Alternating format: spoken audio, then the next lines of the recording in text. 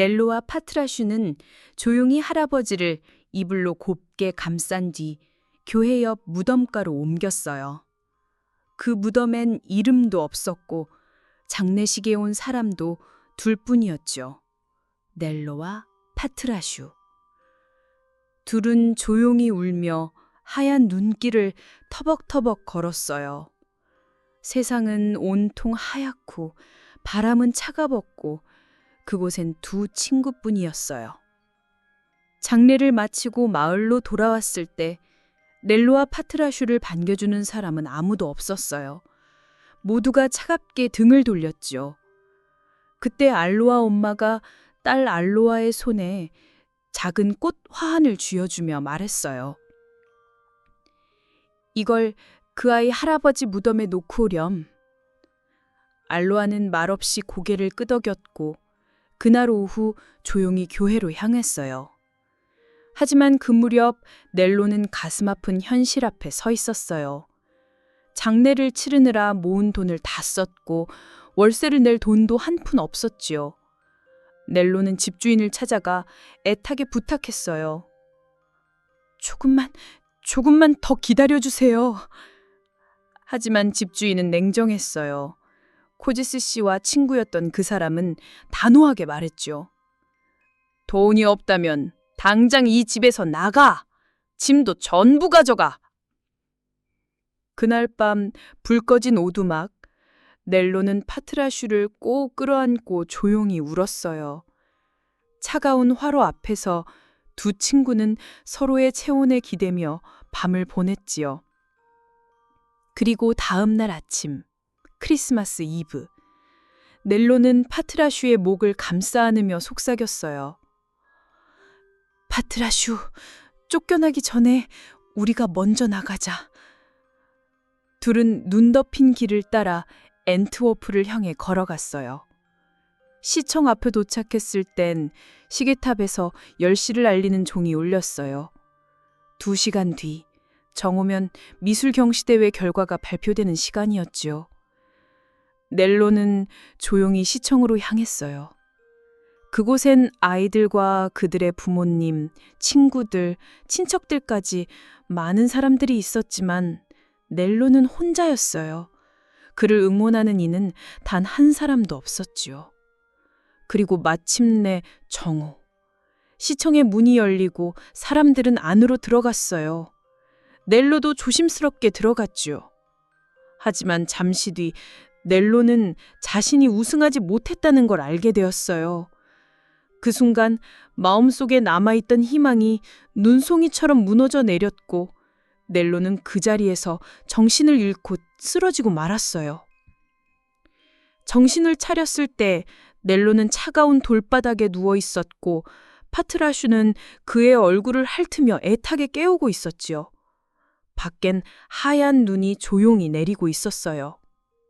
그 뒤 두 친구는 평소 우유 수레를 끌고 다니던 길을 따라 다시 걷기 시작했어요. 그러던 중 길을 건너려던 순간 파트라슈가 킁킁거리더니 눈 속에서 무언가를 파냈답니다. 그건 낡은 갈색 가죽 지갑이었어요. 미스터 코제스라는 이름표가 붙어 있었고 안에는 2,000프랑이나 들어 있었지요. 넬로는 조용히 지갑을 주머니에 넣고 말했어요. 어서 가자, 파트라슈. 두 친구는 곧장 방앗간으로 향했어요. 문을 두드리자 알로아 엄마가 나왔고 알로아는 엄마 옆에 서 있었어요.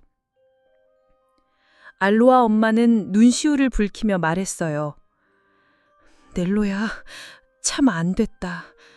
나도 널 도와주고 싶지만 그녀는 잠시 말을 멈추더니 조용히 덧붙였어요.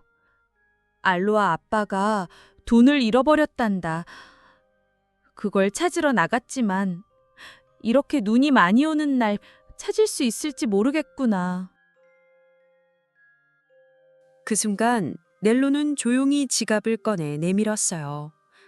코제즈 씨에게 이 돈 파트라슈가 눈 속에서 찾아냈다고 꼭 전해주세요. 그리고 그는 조심스레 부탁했어요. 제발 파트라슈에게 따뜻한 밥을 주시고 잘 돌봐주세요. 그리고 저를 따라오지 못하게 해주세요. 저는 이제 더 이상 거절당하고 싶지 않아요. 넬로는 마지막으로 파트라슈에게 입을 맞추고 문을 재빨리 열고 눈 속으로 사라졌어요. 문이 닫히자 파트라슈는 짖으며 울었지요. 알로아와 알로아 엄마는 파트라슈를 달래려 했지만 그 어떤 것도 파트라슈를 위로할 수 없었어요. 파트라슈는 그저 문 앞에 앉아 넬로만 찾았어요. 밤이 깊어질 무렵 알로아 아빠가 돌아왔어요. 얼굴은 잿빛이었고 눈은 피곤으로 푹 꺼져 있었지요. 못 찾았어. 온 마을을 다 뒤졌는데 없어졌어. 그때 부인이 조용히 지갑을 건네며 사연이 말했어요. 코제지 씨는 의자에 털썩 주저앉았고 얼굴을 감싸며 중얼거렸어요. 나는 너무 가혹했어. 그 아이는 그런 대접을 받을 아이가 아닌데. 그 모습을 본 알로아가 말했어요. 아빠, 내일 크리스마스 날 넬로를 다시 불러와도 될까요? 고제즈 씨는 말없이 고개를 끄덕였어요. 그래야지. 꼭 그래야 해. 그 아이는 우리 집에 언제든지 와도 돼. 하지만 그날 밤 파트라슈는 아무것도 먹지 않았고 난로가에도 가지 않았어요. 그는 여전히 문 앞에 앉아 하얀 눈 속으로 사라진 넬로만 기다렸어요. 그리고 마침내 문이 열리자 파트라슈는 달려나갔답니다.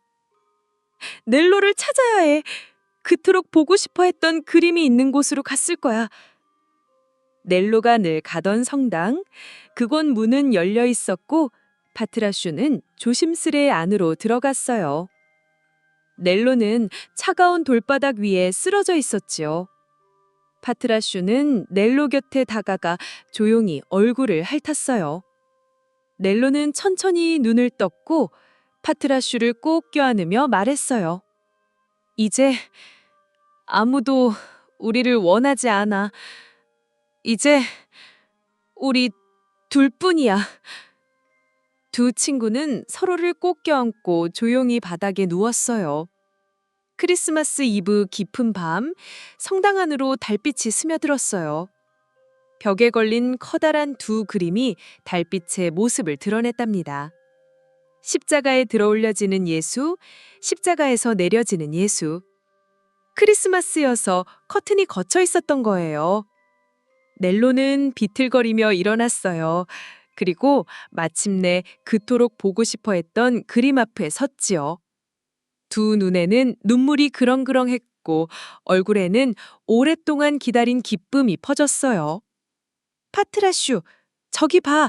내가 그렇게 보고 싶어 했던 그림이야. 넬로는 무릎을 꿇고 조용히 기도했어요. 하나님, 제 소원을 들어주셔서 감사합니다. 이제 정말 괜찮아요. 그는 다시 파트라슈를 꼭 안았어요. 그리고 두 친구는 서로를 안은 채 조용히 잠이 들었어요. 다음 날 아침 성당을 찾은 사람들은 서로를 꼭 껴안은 존재를 발견했어요. 넬로와 파트라슈는 아주 평화롭게 잠들어 있었지요. 그 모습을 본 사람들은 말없이 눈물을 흘렸지요. 잠시 후 코제즈 씨가 성당에 들어왔어요. 그는 조용히 고개를 숙이고 말했어요. 나는 이 아이에게 너무 심술궂게 굴었어. 이제라도 보답하고 싶었는데. 그때 성당에 또 한 사람이 들어섰어요. 유명한 화가였지요. 그는 넬로의 그림을 우승작으로 뽑지 못한 걸 후회했고 넬로를 제자로 삼고 싶었지만 이미 너무 늦어버렸어요. 넬로의 얼굴은 여전히 루벤스의 그림을 바라보고 있었고 그의 미소는 마치 이렇게 말하는 듯 했어요. 괜찮아요. 저는 이제 행복해요. 사람들은 아무 말도 할 수 없었어요. 성당 안은 고요하고 따뜻한 침묵과 눈물로 가득 차 있었지요. 그리고 마침내 마을 사람들은 아주 작은 무덤 하나를 만들었어요. 넬로와 파트라슈가 영원히 함께 할 수 있도록.